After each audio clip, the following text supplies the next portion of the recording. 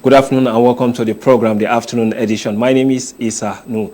Today we are going to, or shall be discussing issues that pertains to education. You know how important it is for us to have a system that works effectively. But now, minding you the fact that before now, there was that particular time within the early 2000s where it's difficult for us to make use of ICT in the teaching and learning process in our schools.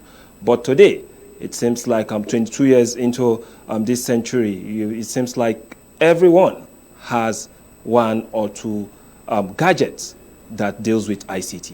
So how can we drive the educational process forward if we have a system that is efficiently designed with the ICT? That is what we shall be discussing today with our guests, with nobody that has to do it. Abdul Mukit. Abdul Mukit will be joining us via Skype to discuss this issue. And what can we do to make the process or the system better when it comes to ICT deliverance within the primary and the secondary school? So we shall go on a very short break, and when we return, we start up with the conversation and talk more about the role of ICT in primary and secondary education.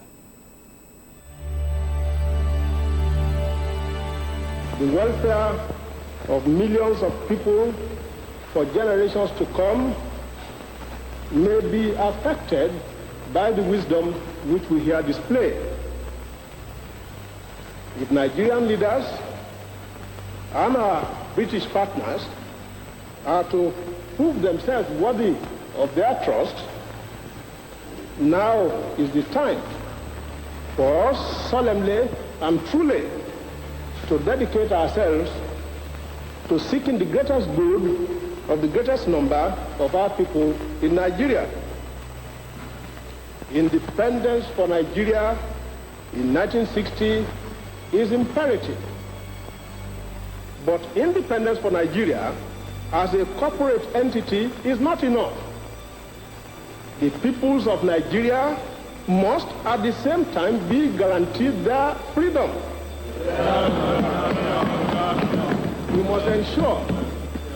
We must ensure that in an independent Nigeria, individual citizens throughout the land enjoy liberty, human dignity, and equality under the law.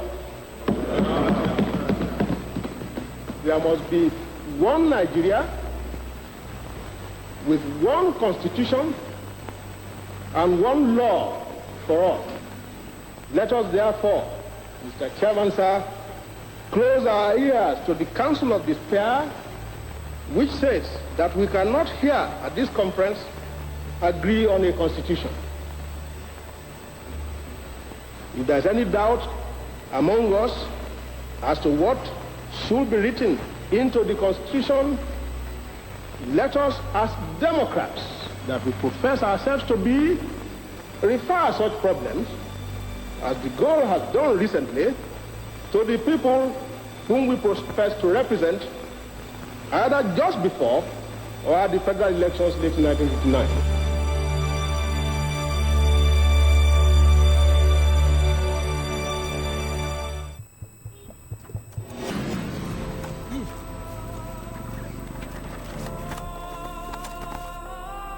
Sir, can you please give us the permission to search you? You can go. Is this a movie? If it happened.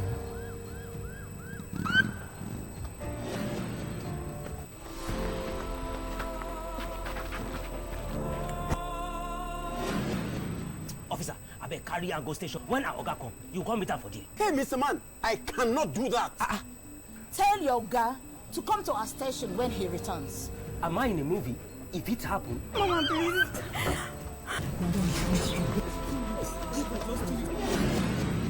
Mama, please. Thank God you're here. Do the needful. Mama, please, just 3 weeks now. Madam, why did you invite us to come help chase your tenants now? This is a civil matter now. Is this a movie? If it happen, If we follow The new police law.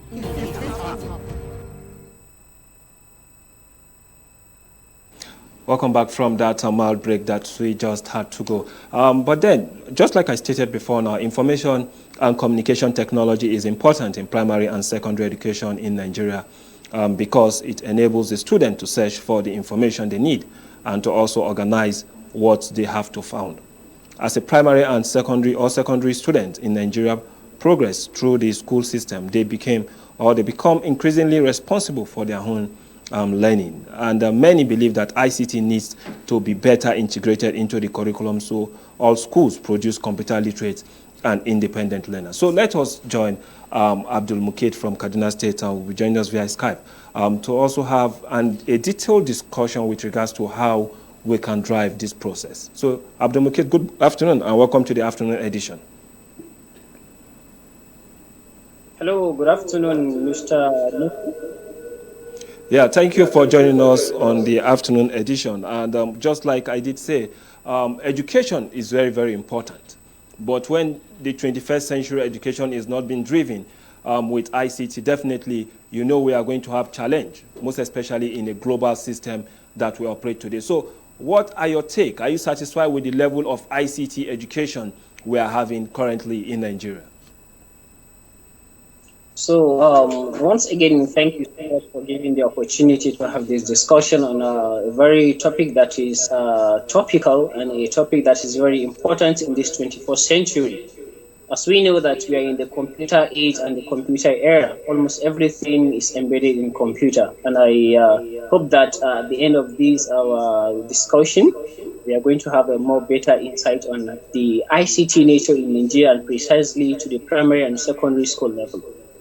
Basically, as been asked, what can I say based on the status of ICT in our primary and secondary school in Nigeria?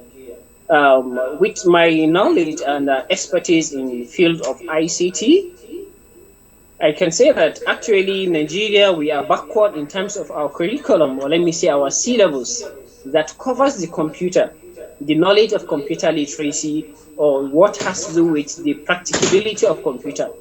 The output we are getting, we are not actually satisfied with it when you come out to the larger society. For example, you see until now the textbooks we are using in teaching the students, you see it's more of the theoretical aspect, more of the basic aspects. But if you go to advanced country where actually this computer is being taught properly, you see that these children are going to have been developing things that are solving our national and international problems. Most of the children today, they are into coding. Tell me, in how many secondary schools here in Nigeria can you see the children coding? Even the normal computer packages, some softwares that needs to be utilized. Let's take, for example, the Microsoft 365. Which embeds even the Microsoft Word, the PowerPoints, and the Teams, and so on. All it's needs for education. That is why even Microsoft has this platform they call Microsoft Education. In Nigeria, how many schools have enrolled themselves on this type of platform for their effective teaching and learning? This is even at the educational level. What of computer is all about problem solving. How many problems have our primary school and secondary school students? How many problems have they been able to solve? If you look at the hackathons that is being organized by the Ministry of Communication and Digital Economy, or the agency which is the National Information Technology School Development Agency of Nigeria, which is the NITDA, you will see that most of the participants there, or most of the presenters, or those who go for those sort of hackathons or boot camp, they are mostly adults. They are mostly graduate students. You see, they are already they are adults, they are grown up. Some of them are already having startups. But most of these, if you go to the advanced country, you see that they engage even the children. Thereby, we need to look back into the curriculum or the syllabus of computer science, in which we need to move to a more standard and a more 21st century learning design. And this can easily be achieved when we bring in the STEM education. As we all know now, the 21st century learning on the contemporary world now, they are categorizing even the education into 4, which is cumulatively you can abbreviate it, which is STEM: science, technology, engineering, and science, technology, engineering and mathematics. Mathematics. And mathematics. Yeah. These are the basic.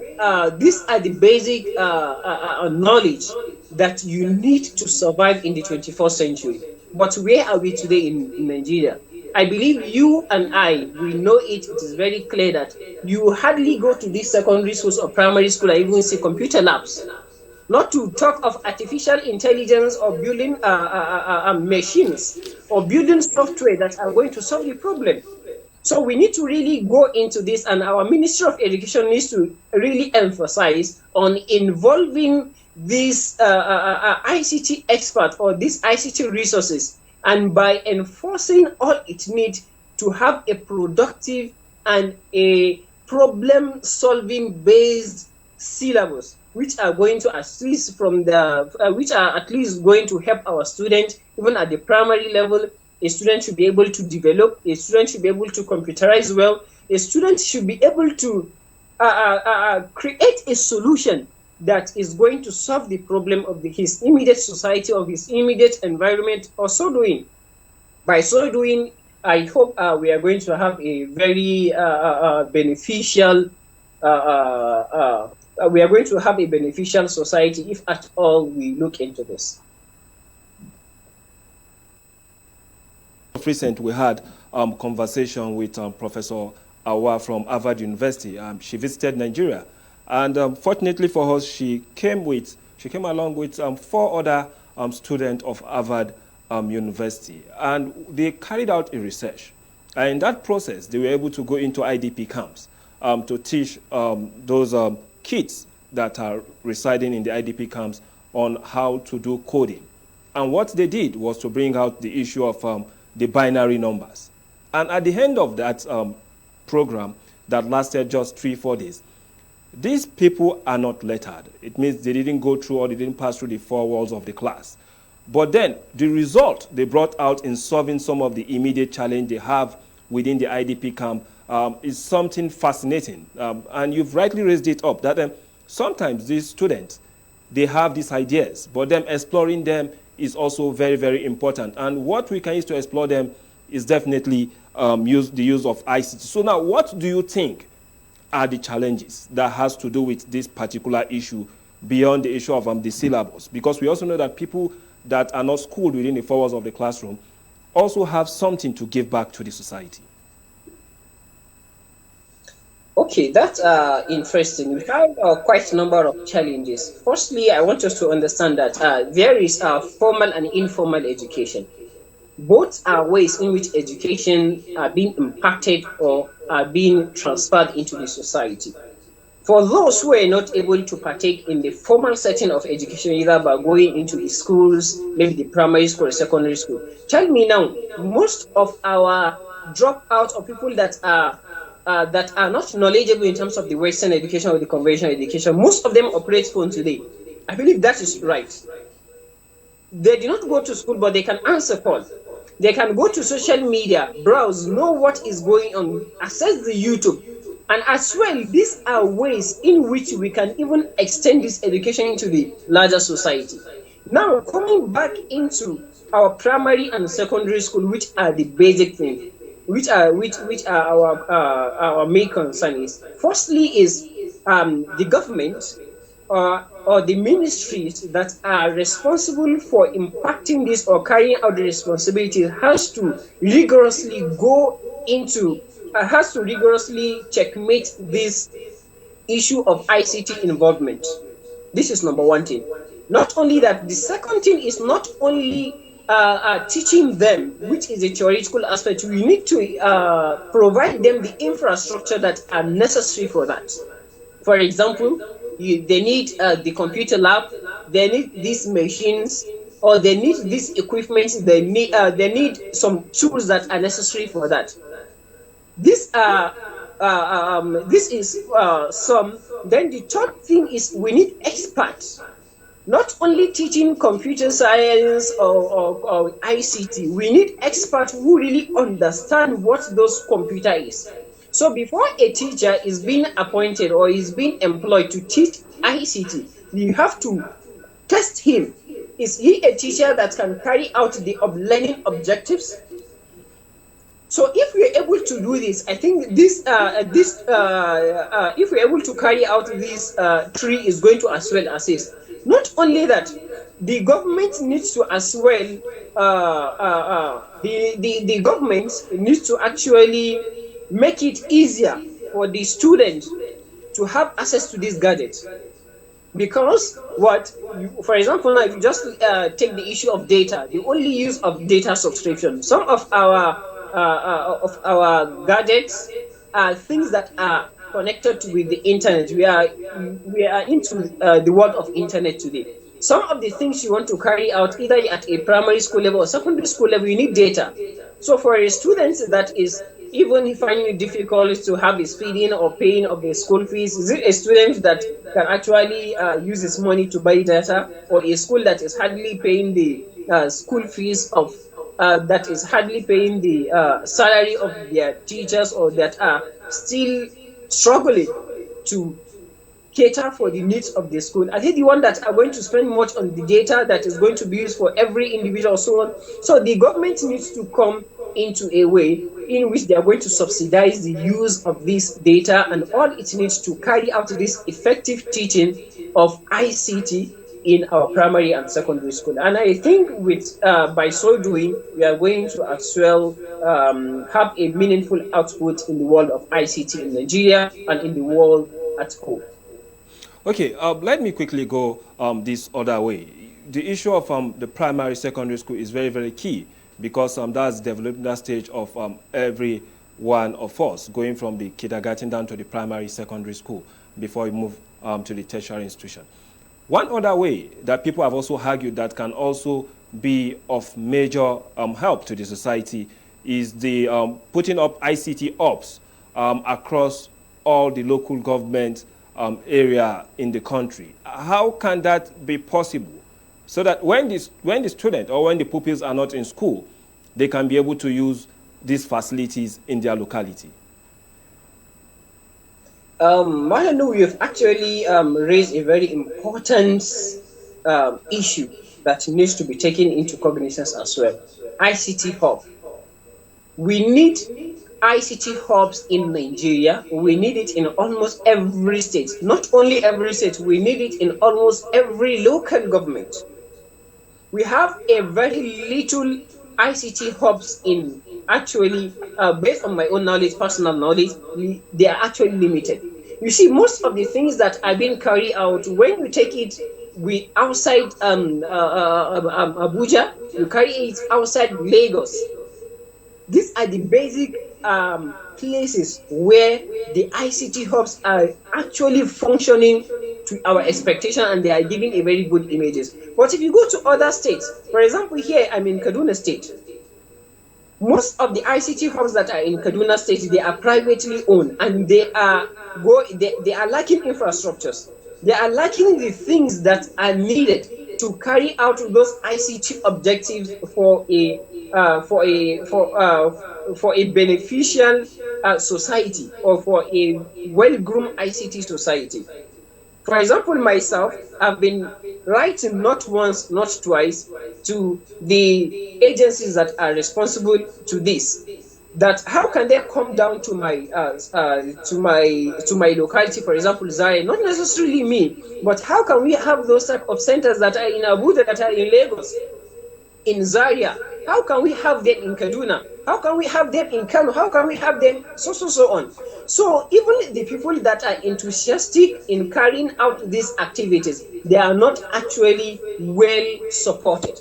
So the government needs to as well look into this, and as well build up the people who have this mindset of improving the society through ICT, because almost everything we are into today has one way or the other, is one way or the other connected to ICT. Whatever you want to do, is it education, is it farming, is it tailoring? Today, everything you want to improve has to do with education, has to do with ICT. So by creating these ICT centers or ICT hubs, or improving the one that are existing, and as well giving them the perfect training in order to make those existing ones to produce a world-class objective or to produce a world-class ICT objective is very, very paramount. And this will as well goes a very, very long run in fostering the digital economy of Nigeria, because it is not only by the primary or the secondary school. Okay, a student now graduated from a primary school, he has some time range. Okay, where can he go to see what is happening to his society? So when we have these ICT hubs in our society, in our communities, at least those knowledge that are being gained in the school can actually be materialized in this type of ICT center, because they are the actual centers that carries out the main objective that is being required by a society. Okay, and again, the issue of writing exams, most especially in primary or secondary school, and as you know, before now, the way we wrote JAMB in the past seemed to be a bit different. Now, you have to get a center where you can make use of this ICT gadget before you can know your fate if you'll be going to tertiary institutions. So now, in getting this resolved, over time there has been problem. Mostly the issue of location, traveling from one state to the other. Now you have a JAMB center that accommodates the students that are ready to write the exam. And then they write the exam, the result comes out, they know if they have passed or not. So situation where secondary school students are about to write this kind of exam, and then some of them said they've not even seen some of these ICT facilities, most especially those that live in rural area. How can we get to train them on how to make use of these ICT gadgets before their exams? Okay, that's interesting. As we all know, the JAMB now, everything is computerized. It's CBT. Before it was paper and pencil, then it now moves to paper, pencil, and CBT. Now it is totally CBT. These students that are in rural area, it's not their fault for not going to a rich secondary schools or rich institutions. So there are some ways in which you and I, we can actually contribute to this ecosystem, and we can actually contribute in seeing that this student as well succeed. One of the things we can actually do is by carrying out a voluntary services, you and I, that we are into the tech ecosystem, that we are promoting ICT. We have to come back and give out to our society. All what they need, it is a coaching that can be carried out within 1 to 2 weeks. If a student should have an intensive training, it is something that they can be done. So what I actually used to give advice to our co-workers or our co-ICT members or tech enthusiasts or techpreneurs is this kind of students. We can go down to the school, talk to the school. If we need a little resources to carry out this program, okay, we can collaborate with the school that, okay, I am an ICT personnel and I want to take your students on how they are going to pass the examination by familiarizing them with this computer. Get a computer center that is beside you or that is in your locality. Okay, you make arrangement with them to, okay, I'm going to be bringing some of the students in order to assist them and coach them on how to use computer in answering their JAMB questions or exam. I am very sure for every patriotic Nigeria who is willing to contribute to the community or to the Nigeria or to the tech ecosystem will find it appealing to collaborate in such form, thereby bringing you the ICT expert or the ICT passion person, the school management and the students, and as well the computer centers. So when we bring in all this, everyone has benefited one way or the other, and everyone has given to the society. So I believe by so doing, this can as well help. Then secondly is the schools themselves. Every school, maybe principal, should be mandated that at so level, even at all, from their JS1 to SS3, even at all they've never operate computer, those principals should be mandated to carry their students to a computer center and have them an excursion or a field trip, or sorry, let me say an excursion or an outdoor exercise that is going to expose them to how this software is being used or how this computer is being used to carry out the examination. This is one second way. Then the third way is, if these two ways do not work, you as a student that is writing a JAMB, it is expected of you to enroll yourself in some of these computer centers who are carrying out this computer training. We have them, some of them in some of the localities. So you can enroll yourself in those centers and what? And open up to them that you want to practice how to answer the JAMB question. And I believe most of the ICT centers have this facility. There's this e-facility that is being provided by JAMB. They can see that as a way of even getting some little funds to boost their ICT centers or their ICT hubs. So I will encourage students as well to, before their examination, to always go there and carry out this exercise. And lastly, even if this fails, fourthly is by using their gadget phone.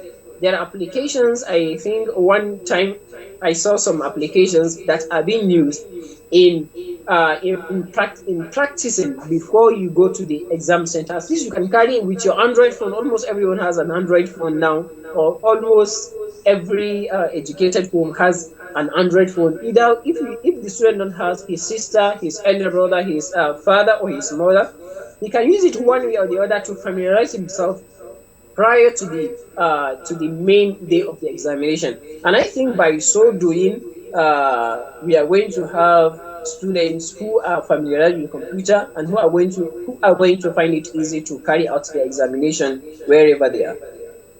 Okay, you've given us a very good point on how we can resolve that issue, because it has been a major issue for those who live in rural area. And whenever the issue of ICT is being brought in front of us, we'll definitely have to think of how those people in those localities can also get the benefit. So thank you for giving us that information. So we go on a very short break, and Abdulmukit will still expect you to still be there. So we can return back and continue with the conversation, because we also have to look at the other aspects. The teachers, are they even trained to know how to make use of these facilities when they are available to them? That is one other issue that we also want to come and discuss when the break is over.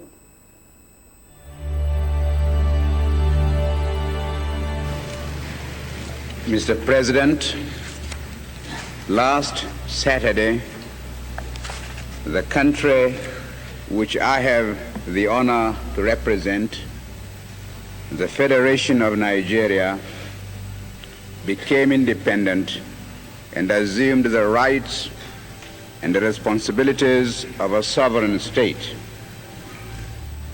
Today, Nigeria has been admitted into the United Nations organization and assumes still more responsibilities. I wish to make our position plain beyond any matter of doubt as regards the African continent. We in Nigeria appreciate the advantages which the size of our country and of its population give us, but we have absolutely no aggressive intentions. We shall never impose ourselves upon any other country and shall treat every African territory, big or small, as our equal, because we honestly feel that it is only on that basis of equality that peace can be maintained in our continent. We in Nigeria are a populous country. There are about 40 million of us, and our territory is relatively large. We are willing to learn before we rush into the field of international politics. But we are totally unwilling to be diverted from the ideals which we think true. That is the reason, Mr. President, why we in Nigeria shall not be found to align ourselves as a matter of routine with any particular bloc. Indeed, I hate the very idea of blocs existing at all in the United Nations. It seems to me to be a contradiction in terms. When we hear the world crying out for peace, we may receive the inspiration to deal with these intractable problems and be able really to devote all our resources to the advancement of mankind by applying those eternal truths which will inevitably persist long after we ourselves are utterly forgotten. Thank you, Mr. President.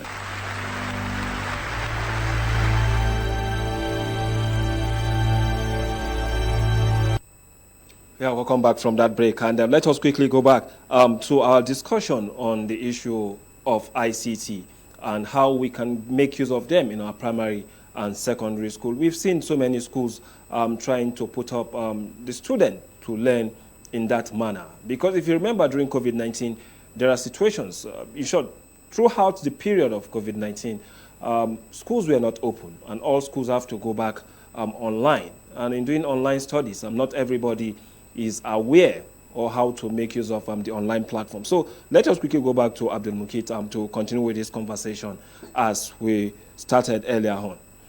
So Abdul Mukit, before we move to the issue of teachers, if you remember during the COVID-19, schools moved online, especially schools that have the facilities and schools that have the finance to continue with their education. Most of the private universities and also private primary and secondary schools took place online.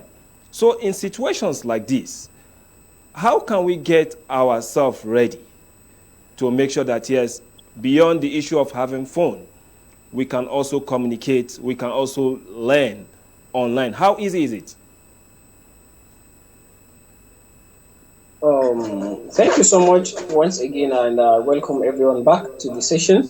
So actually, there are learning management systems that are being built or that are being developed in order to actually carry out these learning objectives. Is it synchronous or asynchronous learning? All these, there are many platforms that are used for that. There are many, like for example, many universities that are carrying out this distance learning. They have systems which differs from one feature to another, depending on how it is being developed. So the issue of the simplicity will now come in when it has to do with how the institution, is it the higher institution or the lower schools, which are the secondary school. So I believe our bone of contention is primary and secondary school. I can say during the COVID-19, referring back to the COVID-19 period, it has actually transit many of our schools from a local or from a non-digital system to a digital system partially. Despite most of the platform they are using it by application, but those applications, they were not mainly constructed for educational purpose. For example, we have mostly during the COVID-19, people were mostly used to WhatsApp. So most of the schools, as I know with experience, most of them had to switch to creating WhatsApp groups for their students to learn this and that. And those that are a bit higher, for example, for a school, even with I myself during the COVID-19, I instructed and I trained, is we moved into the use of YouTube by then. Before we now developed some other system which we later on developed. So the schools that were actually a bit advanced from those that are using WhatsApp, were those that are using the YouTube, which is a Google resource and which is very friendly to users. But what I'm trying to say is that there are some specific softwares that are being developed to carry out educational objectives or to carry out learning. For example, you have the open sources. For example, the Google Classroom. Google Classroom is in everyone's phone who is connected to the internet. You don't need to download Google Classroom. It is there for you to use. So how many of us are able to use that? It is very easy to use, but people don't explore beyond what they're supposed to explore. And even the teachers that are teaching this thing, they need to be carrying out time to time conferences. They need to be engaging in conferences to know what are the advances in computer, what are the advances in technology. But most of them, they are redundant. Most of them, we are left behind. We have many of our colleagues who are computer teachers. They study computer science or computer education or related IT courses, but they find it even very difficult to carry out this. Even some people that are even beyond the degree level, they find it difficult. So actually, these systems, they are anything that has to do with a built system, it is mostly user-friendly. And it is expected that at a level whereby a software designer or a software developer designs or develops a program, what we expected as an expert is that software should be really understood and should be operated without even showing someone how to do it. It should be something that is friendly. That is what we call user friendliness. Yes. So there are some other even softwares that are used. For example, as I said, is the Microsoft 365. Microsoft 365 is a very wonderful software that even until now some of our Nigerian school has not made use of this very vital and efficient software. Microsoft 365 has everything you need to do. Has anything you need to carry out your learning objective. Is it the lesson plan? Is it the lesson note? Is it the online classroom? Is it the newsletter? Even to the extent of assessment, they have all this. This is for school that cannot afford the elements that I talked to you about, which is the learning management system. For example, I don't have a website. Until you have a website or you have in which you can integrate your learning management system before you can now bring it down and customize it to your own school. But these are some of the resources. For example, as I mentioned, the classroom, the Google Classroom, the Microsoft 365, which are the only two I'm going to provide here, which these schools and these students, they can manipulate, and even teachers that cannot make it. Like, for example, during the strike period, or during absence of a child in the classroom due to an accident or due to this type of pandemic, we don't pray it happens again. These are platforms that they can easily use to carry out classroom effectively, real-time communication with their students, carry out assessment, carry out evaluations. In fact, even get some data that are necessary. We also have the Flipgrid. For example, another software which is being used in order to communicate with students on which is going to be by the use of exchange of the multimedia. We are going to listen to the students complain and so on. So we have actually many resources which until now we are not actually making use of, or we have not really appreciate those softwares. And if you carry out a research on the countries that has actually gone far in utilizing these softwares, because for you to be able to carry out these exercises, or for you to be able to carry out this learning on this platform, you have to undergo some little trainings, and those trainings are also they are online. There are things that you can learn within 2 hours, 3 hours. There are some short hour ones you can carry out, and there are some long duration ones you can carry out. So these are things that have been actually made simplified. It is only left for us to advocate more to our people and to reach more to our children or to our pupil or to our stakeholders in order to make sure that these things are actually being used, if actually we want to move to a digital world and we want to move to a digital system. And as we know, we are moving to a digital future, and without us moving digital, we are going to be left backward, and we are going to contribute to the high level of unemployment as well, because almost everything is now digitalized. Okay, let me quickly ask you this, because I know just have 2 questions left for you, and one has to do with one of the work you've been doing for some time now. How were you able to put up the Alamajiri, that's the Almajiris we see or we hear about, how were you able to put them up in a classroom where they can learn ICT? Is that possible? How did you make that happen? Yes, actually, this year, 2022, along October, we launched a program which we named the Alamajiri Non-Formal Tech Program.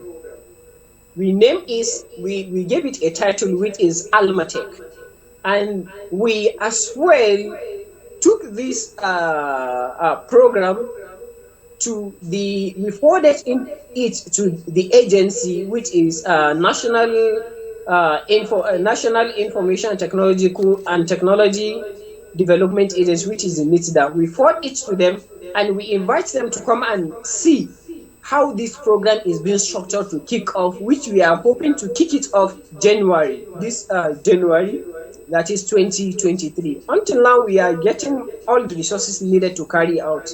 But may I give a little synopsis about it? Almajiri already, they don't have time now. They've already grown up. They don't have time to go to nursery school or primary school to go and learn ABCD. So those that have already concluded that they cannot go to that school or they cannot afford it due to our economical status or due to some lack of resources. Okay, we now see that how can we bring them into the technological world and how can they be impactful to the society? You don't need to teach Almajiri A plus A or 1 plus 1, or you don't need to teach him how to construct a sentence before an Almajiri joins a positive and a negative for you. Is that with any language? You don't need to tell Almajiri, you don't need to tell him ABCD before you tell him that this is what you know as a solar panel, and this solar panel, it is used in generating electricity.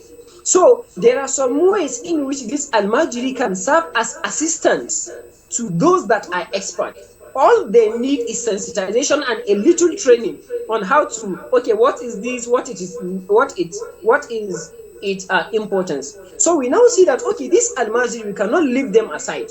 Okay, we are the tech experts, that we can read data, we can read meters. Okay, we can as well bring in this Almajiri as our assistants, so that whenever we are going for a construction work or wherever we are going to carry out a field work, we can carry along this Almajiri. Thereby, they are also contributing to the tech ecosystem and they are also contributing to the ICT world. And invariably, they are also learning. They are also learning in that process. But then we've actually run out of time. But just the last one, and I'd like you to answer this probably in a minute or a minute and 30 seconds so that we can wrap this up.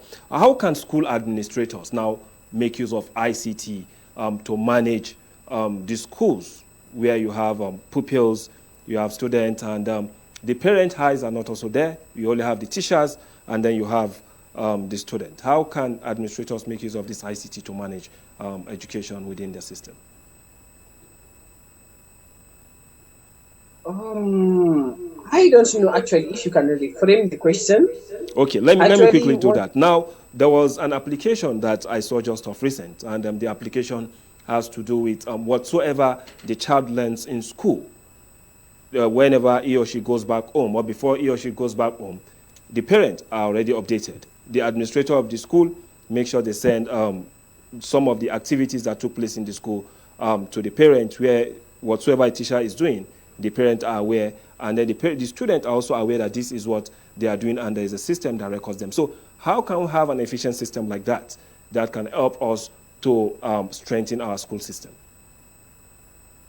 Okay, that's very important actually. The number one thing I'm going to because of time. Yes, is firstly is all the schools should be sensitized on what ICT is. Secondly, the ministries that are responsible for this ICT should make it compulsory on every school should utilize the ICT. Next thing is every school is at least supposed to have a website or a responsive website which is going to make these learning objectives easier. So by so doing, and as well, the government should assist in ensuring that these things are being done efficiently and effectively. Okay. So by so doing, I hope thank you so much, Abdul Mukit, for joining us today on the afternoon edition. I know it was a very quick one before we had this presentation, but then I truly appreciate you coming up online and informing us about the essence or the importance of ICT in our educational system. This is how far we can go with you. Thank you. Have a wonderful day and stay blessed. My name is Isa Nu. To those of us listening, we've heard from him with respect to what it means to have an ICT system that works efficiently for students in our primary and secondary school, and we hope to do the best for our society. That's how far we can go today on the program. My name is Isa Nu.